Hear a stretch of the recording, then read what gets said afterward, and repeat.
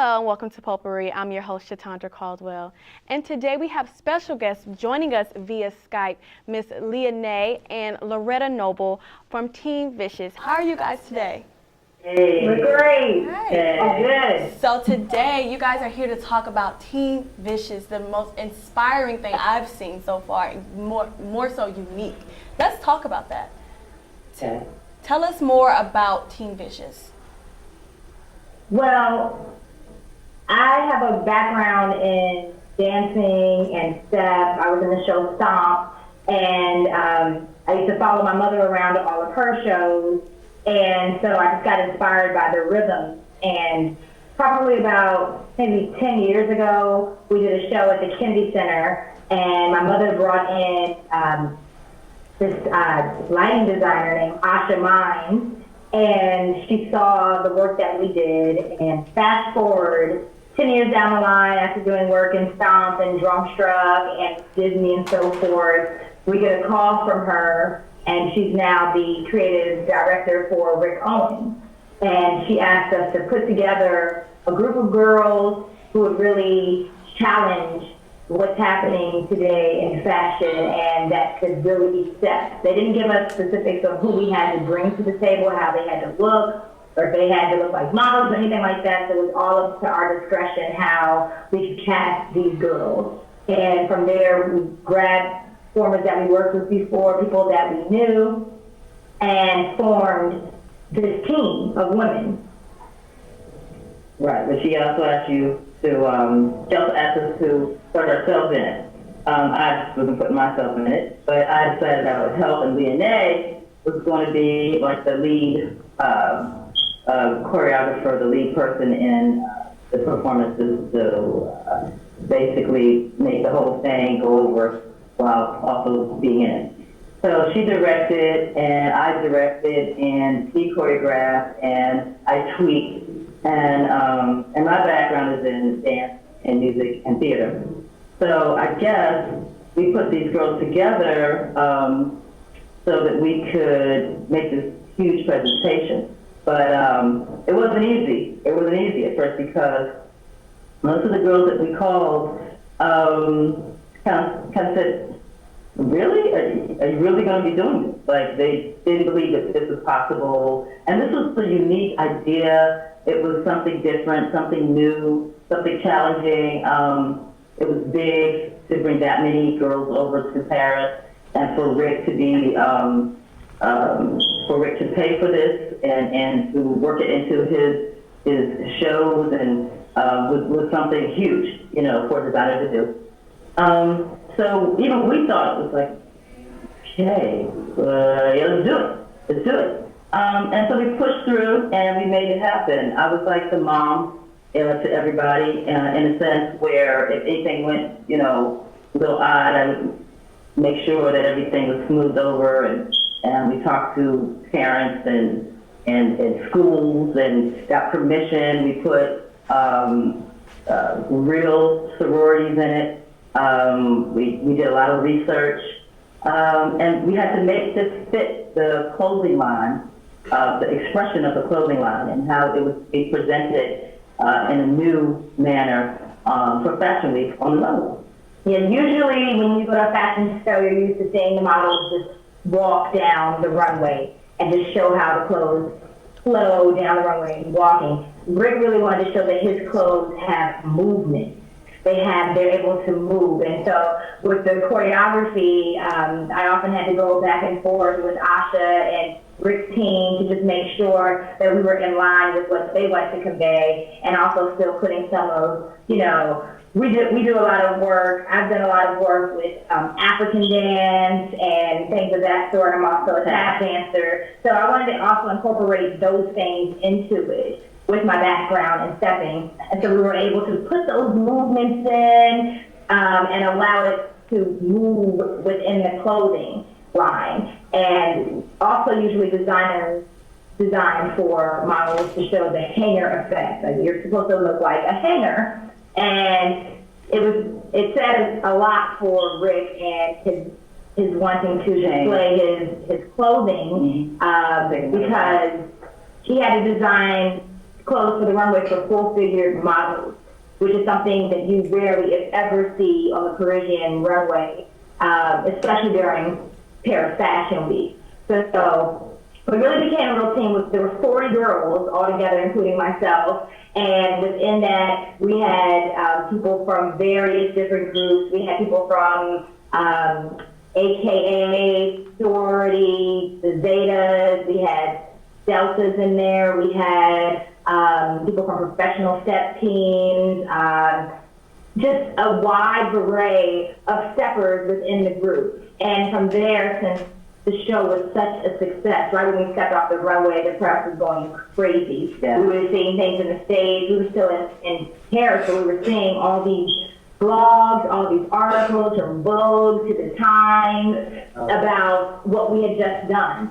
And so we started getting calls. We started getting calls right away to see, you know, how do we book Team Vicious? And then that's when we began to formulate another show where we combined surprises from the runway along with percussive dance and movement. Yeah, well, we got calls from people that kind of already knew that maybe they had ties to us in another way, so it made it easy for them to connect to us this time. But in regards to all the different types of sizes and so forth, when Lene and I both set up the casting and auditions, because we auditioned them kind of like we auditioned and screened. We did more screening from YouTube, and then we auditioned. So it was almost like it had 3 levels of auditioning, actually. So, but when this lady showed up, we kind of thought, oh, okay, we have all different types of people that are showing up for this occasion. And my daughter looked at me, and I looked at her, and I said, let's go, let's do it, let's make it happen. And we did. And that was just, it was such a thrill to go through the whole thing. And the girls were so kind and so easy to work with. It made it that much easier. Right. So, yeah. So where exactly does the inspiration come from for Team Vicious? Like with the stomping and the fashion on the runways, and now that you guys are doing different shows, where does the inspiration come from? Well, we always try to make sure that we are out of the box. So nothing in our artistic careers has been conventional. Yeah, and so even, you know, just the way as a tap dancer, when I was in a dance troupe, I got a lot of flack and I also got a lot of critical acclaim because what I did was intense, and it was something that people weren't used to seeing within tap dance. It was, you know, high heels and you know, dainty movements and things of that sort. But just me naturally being who I am, you know, I came with a force, and it brought about a lot of attention. It's feminine and it's powerful. Right. So it's because we challenge, you know, the stereotypical way that people like to describe what is supposed to be correct for women to do, or correct way for women to perform, or even you know, you have to be you. You have to do your best at being you, and that's what we project naturally. Right. So naturally, when we are asked to do a project, we do it the way we do it, and that's how it turned out. I'm proud that it turns out like that, because it says that you know, having confidence in yourself actually works. Believing in yourself actually works. Going and pushing for something and staying to it as much as you possibly can and still survive. You actually get somewhere. It actually comes about, and you fulfill your dreams. And if you do dream, you can fulfill your dreams. Right. The inspiration for the actual show that we did in Paris was Rick Owens wanting to take something that was very American and put it on the Parisian runway, because he is an American designer in Paris. Yeah. So he was showing that connection, and also what happened when you have people competing against each other, but yet they're still one whole team. Yeah. So that was, and also he saw a group of female steppers gritting and going really hard and just really focused on the intensity of the art form. And he wanted to take that and put that into his clothing and his movement, put that on the runway.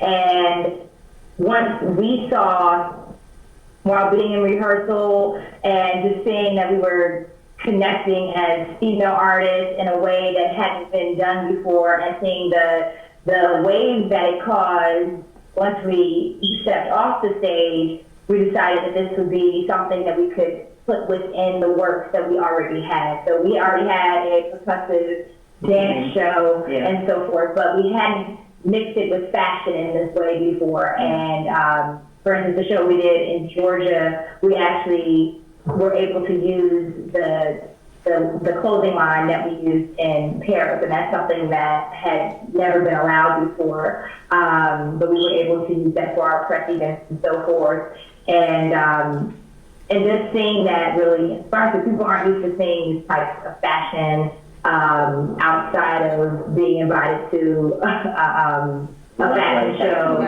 or a fashion week show. So it was really something that we decided that this is a show that needs to happen, and this is an event that needs to take place to inspire others, but also as a form of displaying fashion on real women and shapes that you see walking down the street that hadn't been done before.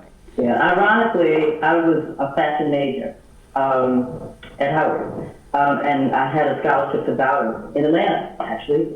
And so we were the perfect people for this position, I think, and I really feel that way.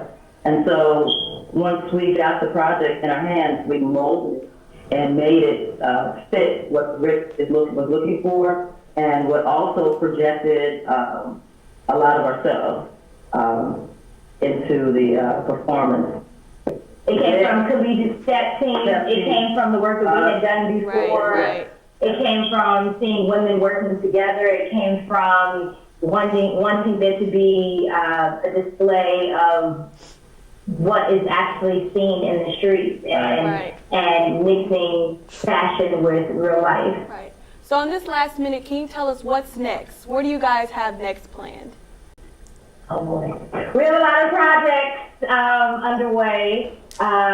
One is we are working on a new theatrical production. The show that we did in Georgia is now being expanded into something much larger. And It's really good. It makes a lot of art awesome. We perform together as a music duo as well. We have shows coming up in that aspect. We also have our new T-shirt representing Paris Fashion Week, and designed by my mother. And so there's a lot of things underway. We need everybody to stay in contact with us via, my website is leanet.com, LEEANET.com. And you can hit us up on Twitter, Facebook, all of that from that website. Just to stay on top of what we're doing. We have some television projects, some theater projects, a lot of different things underway. Go back to France. Yes. Paris. We're also going to be collaborating with Rick Owens, creative advisor, Asha, once again. She has a line. For new projects. Yeah. Right. Well, thank you guys for joining us so much. Thank you for just being awesome and being imaginative and having so much creativity and doing something different that other people don't do now. So thank you for joining us. Thank you. Coming up next, we will have guests here to talk about NANO Day that will be right here at Clark Atlanta University. Stay tuned. Oh, those boys are much too much. Those boys are much too much. We got the spirit, we're hot, we can't be stopped. We got the spirit, we're hot, we can't be stopped. We're gonna beat them and bust them. The smallest moments can have the biggest impact on a child's life. Let's get a little bit rowdy. R-O-W-D-Y. Take time to be a dad today. Call or visit Fatherhood.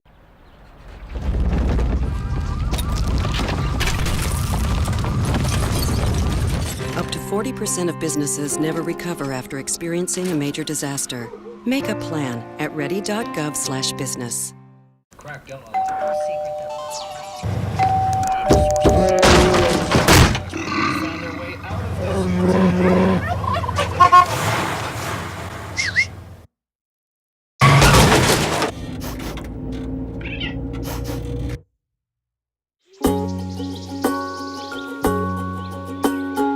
Getting closer to nature can get you closer to your family.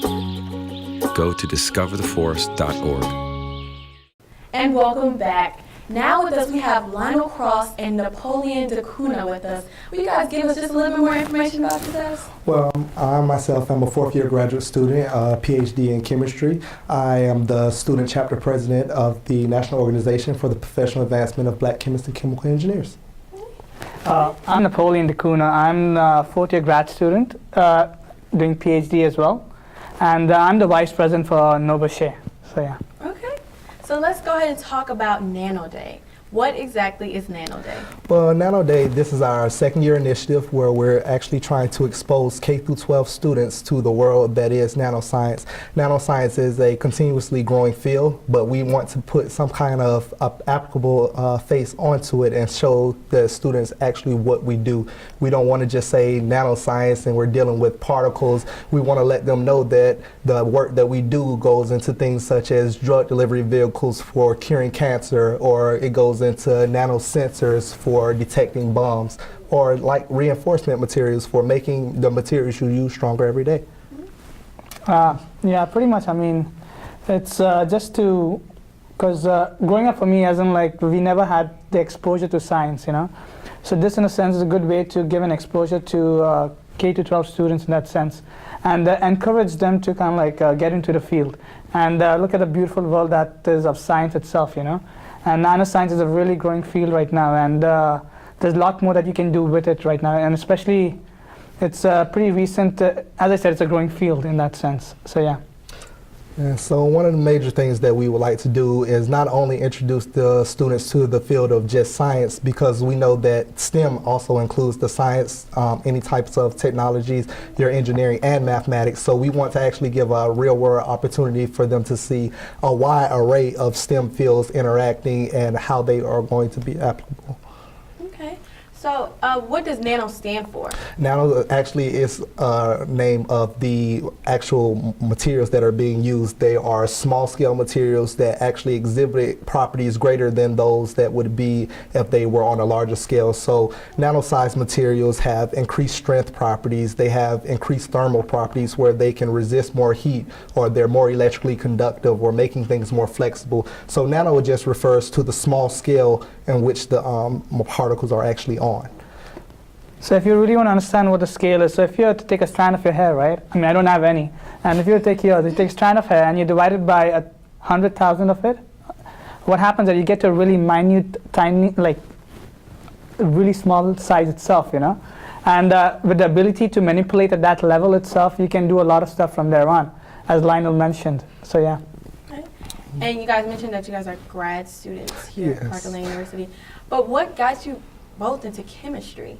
Well, actually, I've always been interested in chemistry. I find myself, if I wasn't under the watchful eye of my mother, I actually wouldn't even be here anymore, because starting off in chemistry, I wanted to make a new cleaning product. So my initial idea was to mix pine sol and bleach, which we know actually releases a toxic gas. Therefore, I was always interested in mixing things and making something new. Mm-hmm. Therefore, it just naturally pushed me into the scientific field. Mm-hmm. For me, growing up, especially my family, we are not very science-oriented family itself. So I'm the only graduate student, I'm the only science student in the family, and what attracted me to it was especially my fourth year undergrad class was, I took a course called medicinal chemistry, and in that class I was able to see the, first-hand experience of how organic chemistry, which is what I like, you know, like how they can be manipulated in a way where you can use it to treat cancer, or for medicinal purposes, you know. Mm-hmm. So that's what interested me into being a scientist in that sense. Mm-hmm. So now for the event for Nano Day, you want students to come. What exactly are you going to tell students to get so they can be more involved and know more about chemistry? So the interactive experience that is Nano Day, we actually bring professionals in from different fields of science. Last year we had a chemist come in and reflect the importance of nanoscience and STEM in general. This year we're doing it from a perspective of an engineer. So every year we're not trying to try to stick to a script where we're showing that just this form of scientist is in the field. We want these students to see that there are a wide array of fields that are participating in this one action to make this field a continuously better. So not on top of having the engineering speaker coming in to speak to them, Mr. Gregory Triplett, who is coming from the University of Missouri, Columbia. He is going to talk to them and not only let them understand different applications of nanoscience, we are going to have active interactive demonstrations where the students can see different cool ways that science is applied. So we have things like 3D printing, you have things like chemical reactions that are going to occur. It's just a wide ways of making science cool, making science relevant. And what is your take on Nano Day? Last year was a wonderful experience again when so we had the speaker that came in from Morehouse College, and she gave a good talk about nanotechnology and that stuff, and the demonstration was awesome as well though, as in the students were really excited. We took a balloon, we froze the balloon, and people were so excited just playing with the balloon in that sense. And then just the demonstration itself is it just shows how regular, because the way the nanotechnology is and nanoscience is, most of the material that we have, we use a lot of nanoscience, and so some of the materials that we use, people they don't really understand what they just use and that's it done, but they don't understand the chemistry that goes behind it, the biology that goes behind it, the computer science that goes behind it, the mathematics that goes behind it, So it just gives them something to touch and feel. So, and what we tend to do in demonstrations as well is that just give them, look at the properties of, chemical properties or biological properties and how they are related to nanoscience from there on. So, President and Vice President, what is going to be different from last year to this year's? The difference for this year, we actually opened up to a wider scope of demonstrators. We have people coming from computer science, biologies. I'm not sure if we were able to find anyone to do an active demonstration from mathematics, but we actually opened it up to a wider array of demonstrators. So it's not just limited to you understanding what's going on in chemistry. We don't want to make it extra complicated. We don't want this to be a research experience. We want this to be an interactive experience where the students are able to see it on a level of what they will understand, of what will go into making the video games they play, what goes into making the materials for that video game system that they're using. So we just really just want to take it from a technical side and put it in a real life visual for them. Oh, we're going to have ice cream at the end. Hey, ice cream! But not just that, but we're also going to be having like the tour of the facilities that we have over here, like the instruments that we use, just to kind of like just show them the things that we do and the cool stuff that we do in our labs as well, Yeah. So yeah. Not everybody gets to come to work every day and play with a $500,000 equipment. There's just a kind of a fun that comes along with playing with so much money at your fingertips and being able to do whatever you choose to do with it. All right, so where can we find more information out about this event that's happening? Well, Nano Day actually will be occurring on Friday, on March 28th in the Science Research Technology Building, Thomas Cole. It will be held from 10 o'clock to 2 o'clock in the afternoon. So it's free and open to the public. Come through, interact, learn, grow. Anything? We have flyers that are out there as well. You can look at the flyers, and if you have any questions, you can just come by the chemistry department, and yeah. And again, you said it's open to all students? It's open to all students, no matter what your major, no matter what your interest is. Maybe we'll find a few students who wants to change major in this aspect. I can be contacted further at Lionel, LIONEL.cross, CROSS0 @gmail.com if anyone wants any more information. Where can you contact that?